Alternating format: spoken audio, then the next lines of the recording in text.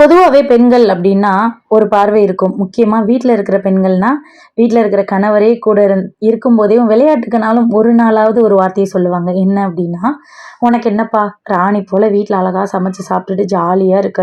நாங்க தான் வேலைக்கு போயிட்டு வரோம்" அப்டின்னு சொல்லுவாங்க. ஆனா வீட்ல இருக்கிற பெண்களுக்கு தான் தெரியும். தனக்கான வேலைகள செய்றது மட்டும் இல்லாம, தன்ன தாண்டி தன்னுடைய குழந்தைகளாகட்டும், தன்னுடைய கணவராகட்டும், வீட்ல இருக்கிற பெரியவங்களாகட்டும், அவங்க எல்லாருக்குமான வேலைகளையும் சேர்த்து செஞ்சுட்டு, தன்னுடைய வேலைகள குறைச்சுக்குவாங்க.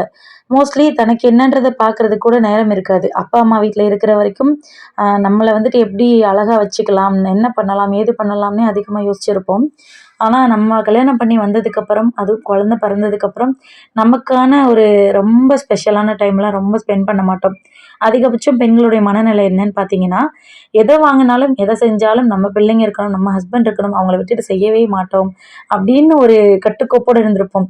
இதே தாய் தகப்பன் வீட்ல இருக்கும்போது கூட ஃப்ரெண்ட்ஸோட சேர்ந்து வெளிய போயிருப்போம், வந்திருப்போம்.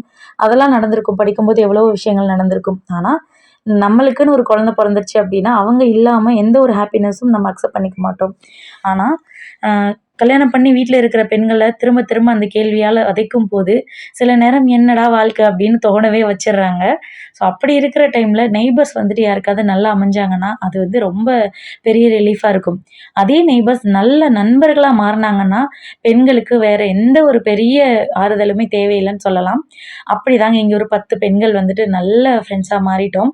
அக்கம் பக்கம் இருக்கிறவங்க எப்பவுமே சமைச்சு குடுத்துட்டு சும்மா உட்காந்து பேசிட்டு இருப்போம். ஒரு நாளாவது நமக்காக நல்லா சமைச்சு, சாப்பிட்டுட்டு ஒரு குவாலிட்டி டைம் வந்து நம்ம ஸ்பெண்ட் பண்ணணும் அப்படின்னு பேசி, ரொம்ப நாளைக்கு அப்புறம் சரி இன்னைக்கு செய்யலாம்னு முடிவு பண்ணி எல்லாரும் காலையிலேயே ஆரம்பிச்சுட்டோம்.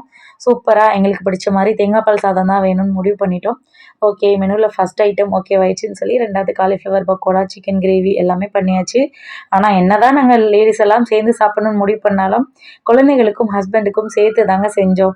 ஸோ எல்லாருமா சேர்ந்து சாப்பிட்டு, அவங்கவங்களுக்கு பிடிச்ச விஷயங்கள பேசி, ரொம்ப இறுக்கமான சூழல்ல இருந்த மனநிலையே மாறியிருக்கு அப்படின்னு சொல்லி முடிச்சோம்னா பார்த்துக்கோங்களேன்.